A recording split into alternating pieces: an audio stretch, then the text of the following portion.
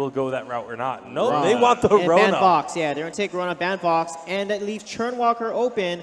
Also, Fortress is also open, and Rona and Fortress works out really well in this competition. They actually take away Talk because they want to play Sky, but Kraken's fine with that. Now they can take, they have the Fortress still open as a last pick if they want to. They've already beaten a Sky with this Rona. That happened at the very start of the day. The thing is, they did have a Black Feather to do that. This time, they don't have the Black Feather available to them, and Black Feather works so well against the Sky because you can stick to her fairly easily. Probably going to pick up Baptiste, I believe, and then maybe potentially last pick the Fortress if the Sky gets picked up. Lorelei is still open. And Lorelei is also open, too. And they also play Jungle Lorelei, which is actually very strong in this meta if played correctly. So let's see if that gets picked up. Churnwalker is taken there. That's scary. The Churnwalker with the Rona is just very, very strong as well, keeping people in place for a red mist that's getting split and multiplied across the entire team. That you just delete. You're also just absolutely deleted if you're stuck in that. An extra bonus part of that is the red mist. Not only is it going to heal Rona, it's also going to heal Churnwalker for the whole time. So you've got a huge amount of sustain coming out from this composition as well. It's definitely a very strong composition. The question now is going to be what G2 will try to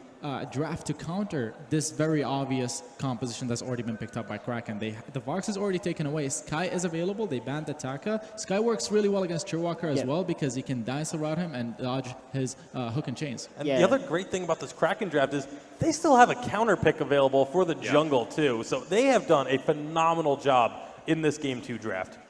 Yeah, Crow gets picked up here. They may potentially go with a CP Sky or a Celeste, but that is extremely risky. Celeste would be so risky against the Rona especially. Yeah, it would be pretty risky, but at the same time, you know, it's Hundor on Celeste. His positioning with that hero is impeccable. Oh, it's a Gwen. And it's a Gwen. CP Gwen. She was buffed in this meta. She actually has 36% damage per second buff from 2.9 to 2.10. And late game, she is really, really hard to get on because of her Skedaddle. Also is on lower cooldown as well from the buff. So now Kraken needs to really think about this pick here. They need to basically secure the early game because Crow and Gwen are weak in the early game. Churnwalker, very strong.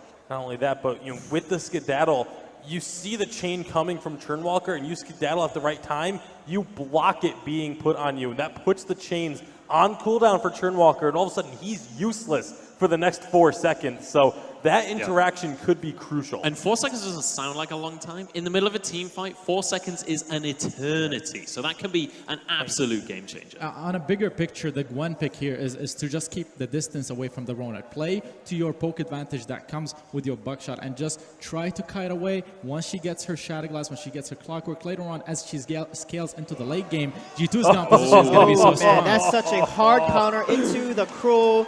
This early game, it looks very nasty for G2. At the same time, though, if this is a CP Gwen, CP Gwen destroys those Petal Munions. One buckshot takes out all 3 of them, and Petal becomes a potato. This has been easily the most entertaining draft so far on this championship. I cannot wait to get on into this one.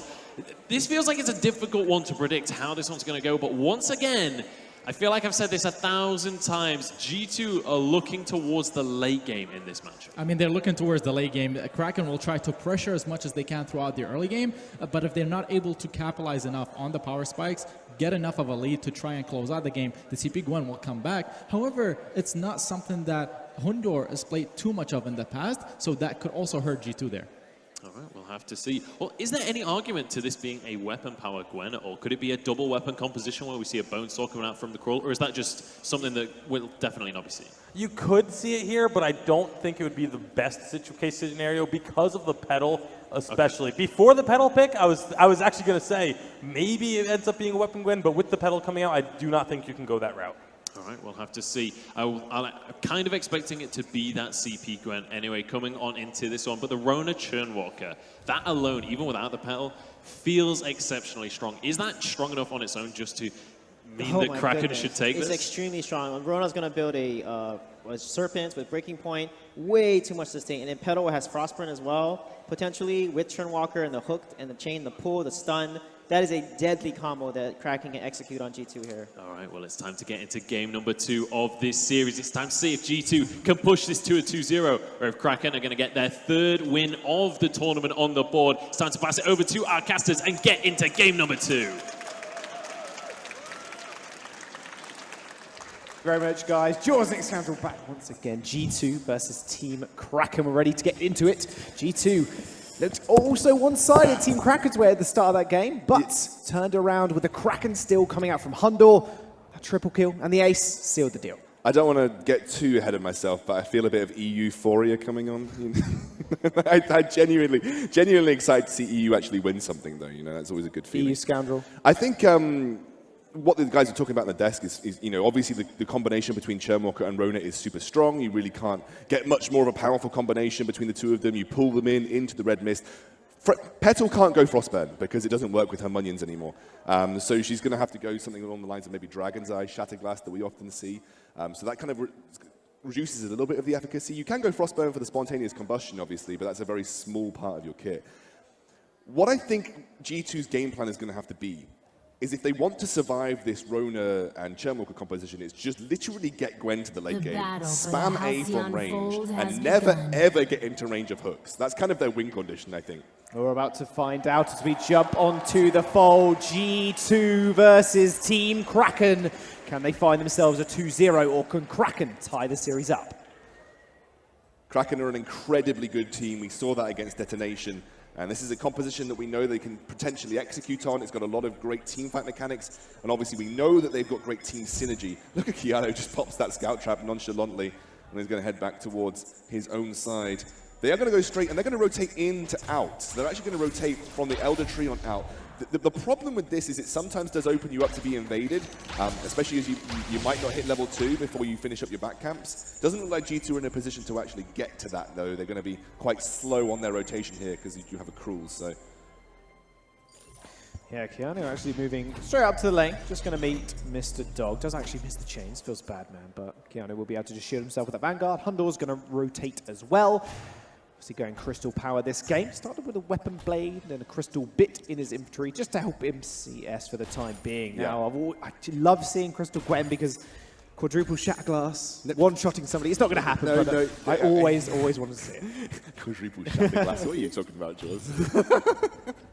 No, I think the builds from CP Gwen vary quite heavily. I think Shatterglass is fine. The problem is that we're on 2.10 Dragon's Eye, so you can't maintain Dragon's Eye stacks easily as the CP Gwen. Looks like it's going to be the second rotation from Team Kraken getting that Elder Tree on there. But I think you probably go Shatterglass into Clockwork, then go into Broken Myth, and maybe pick up whatever you like at the end. You can go Eve of Harvest, you can go another Shatterglass, or you can, like I said, there's plenty of other options for you. But again, a lot of this is going to be about getting Hundor to that position in the late game where he can just spam A from range, prevent Team Kraken from getting anywhere near him. That's really important. A lot of this is going to come down to preventing Team Kraken actually getting close to him. If Team Kraken get close to him, that's bad news for Hundor. Hundor's in a lot of trouble at the moment as well, but Mura takes a lot of damage in return. Hundor just sending one of those buckshots his way. Mr. Dog's going to be able to stay up in this lane. Churnwalker, that's been banned so heavily already today, has finally made his way onto the fold. It's exciting to see too, because we've seen how good Team Kraken are at layering CC. If he gets a good trespass into a red mist, that'll be G2 just getting annihilated. I love how Keanu knows that Arden has got such early, strong dueling potential. Every time Blood for Blood's up, he Blood for Blood's in, Vanguards himself, starts whacking them in the face. It's really hard to out-duel an Arden early on. So I think doing a good job there from Keanu. Going to be Hundor heading back. He's going to head towards what I think is going to be a Shatterglass. It could be a Frostburn, but I very much doubt it. I think it's very much likely going to be a Shatterglass coming out first here from Hundor. Hit them hard, hit them with a hell of a lot of damage. Hit them hard, hit them early. I was going to mention something I was about to say and I forgot, and now I've just remembered. I talked to G2 about Churnwalker. I asked G2 whether they felt that Churnwalker was a priority pick. They said, we think we can play into Churnwalker. We think we have tactics that deal with Churnwalker. This is the test. This is the test to see if they have what everyone else seems to consider the best captain in the meta right now. That damage onto Mura. He's going to have to back off. Has got a little bit more sustain this kit now. We'll be going towards that Serpent's Mask, you can imagine. But yeah. G2 now, they kind of have to play a little bit scared as Babala is going to hitting that level 6 rather soonish. Level 5 coming up quite soon. And we know Team Kraken like to go fairly aggressive. That's exactly what they're doing here, taking away some of the fronts from G2. Babala has had all of the Elder Treants to himself as well. So accelerating himself ahead of Dark Potato. Yeah, he's getting himself a slightly ahead in experience, which obviously is great. Want to hit that level 6 as quickly as possible on Petal to have the impact in the team fights with that spontaneous combustion. He looks like he's heading towards a Shatterglass of his own.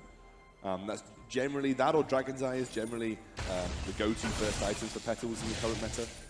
So we'll see where he chooses to finish that up. I imagine Dark Potato will go towards a Poison Shiv. You're just against a Rona, it makes sense.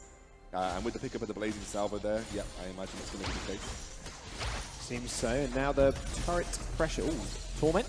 Hundor's going to be able to get out of there, no worries. That Skedaddle as well is going to be fairly important to Hundor, although Moore taking a lot of damage. The trampoline coming in from Bubble A is going to send him backwards. Nice Torment actually again from Mr. Dog. Is going to send G2 packing for the time being. Hundor actually had to blow his flask as well in that engagement just to make sure they couldn't jump on him. Dog so tanky when he has a couple of members chained up. Yeah, Hundor I think got hit by a hell of a lot of damage from the Petal there, so has to be very careful about his positioning. There we go, he's coming in. He's coming in. Hundor still taking a lot of damage. He's going to be able to clear those Munions fairly easily with his passive. However, that turret is so low already. Dark Potato moving in. He's just focusing that turret for the time being. Into the fray, straight out of the fight. Mr. Dog as well, kiting backwards, popping that flask as well. Team Kraken with the first turret on the board. This is so good from Team Kraken. They realize they have to essentially force the issue against the CP Gwen. And actually at this point, Hundor doesn't have the best wave clear in the world. He's really just at not even a first tier 3 item. Gwen comes online on the CP path when you've got at least 3 to 4 items, and Team Kraken knew, hey, we have a really great potential to siege a turret here. They can't really respond, they can't really clear the wave easily. Let's just take the turret, and they won't be able to do anything about it. So they did that, and obviously have been rewarded for it. And you need to push the issue against the CP Gwen. If CP Gwen gets to 3 items, you basically will never find the opportunity to engage. So it's all up to Kraken to take the initiative. Yeah, that it is, and they've been doing that just far as well. Dark Potato picking up his first item. That's the Poison Shiv on board. So sustain is the name of the game, especially when you're against someone like Muir, who does have that Serpent's Mask as well. He is level 6, and with Mr. Dog approaching that as well. In fact, he's just dinged it, and even a Dragon's Eye on Babylon. They are ready to rumble. So there, we talked about what you'd potentially expect from the Petal, looking for elongated fights, looking to have maximum impact till the end. G2 is going to try and respond to this. Oh, into the fray, straight on top of Hundor, using that Skedaddle to get away. The Vanguard on him as well. There's the Aces High, does land a stun onto the Petal, but it doesn't matter. That Gold Mine is still chunking away at Moore. However, he is going to be able to shrug that damage off. Mr. Dog just so tanky in the front line, had a couple of members chained up. That'll be the Gold Miner getting taken over by Moore.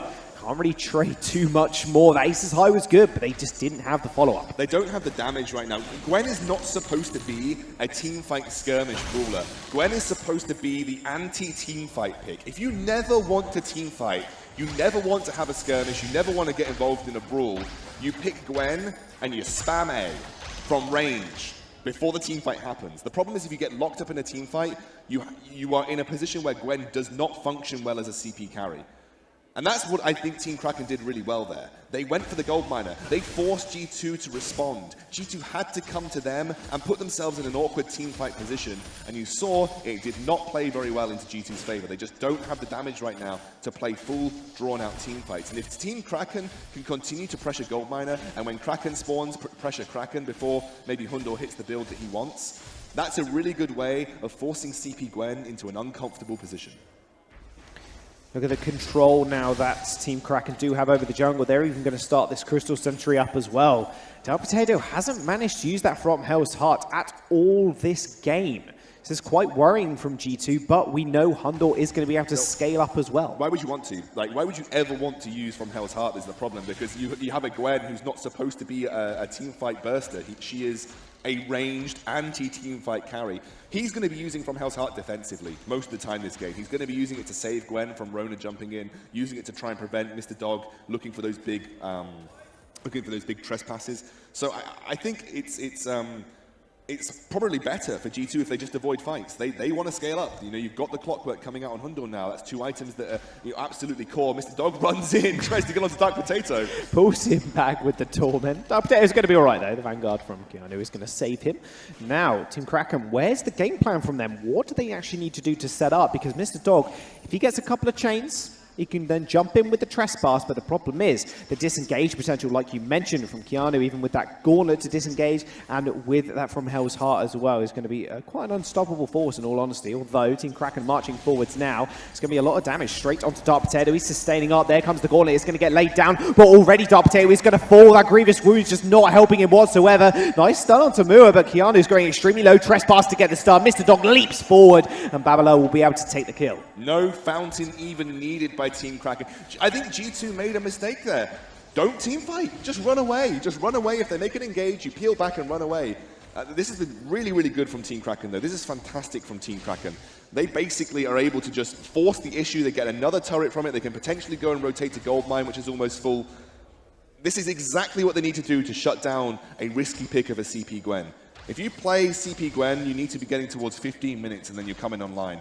Team Kraken saying, we're not going to let you get there. We're going to take huge amounts of global gold. We're going to item spike way before you, and then we're going to look to engage fights. Oh, there's Mua engaging on his own in the sidelines. Wrong place, wrong time. Aces High will get used, but Team Kraken are going to use that fountain as well to heal themselves up. Bit of a split decision there from Team Kraken. 2 went to Dark Potato, and only 1 went to Keanu and Hundo. So you can see where priorities lie for Mua. Prioritizing journey boots over anything in terms of forms of defense. He's looking for the pure movement speed, resetting that movement speed to get on top of the Gwen. They're going to go in without Fountain. This is a risky play. Risky play. There's the trespass. Mua gets on the back line. Hundo still trying to kite back. Red Mist gets opened up as well. Dark Potato going very low. Launches the surfboard. Can't quite connect. And that'll be Babalo actually taking him off the fold. And now Hundo still trying to kite back. Keanu should be able to escape here, although Mua just jumps over the wall. He's isolated himself. That buckshot does a lot of damage. Not as much as Mua, though, as he follows himself up. Keanu is going to fall as well. That'll be Babalo with 2 extra kills on the board. Crystal Sentry down as well, only to 1 life. Yeah, again, we're just not at the...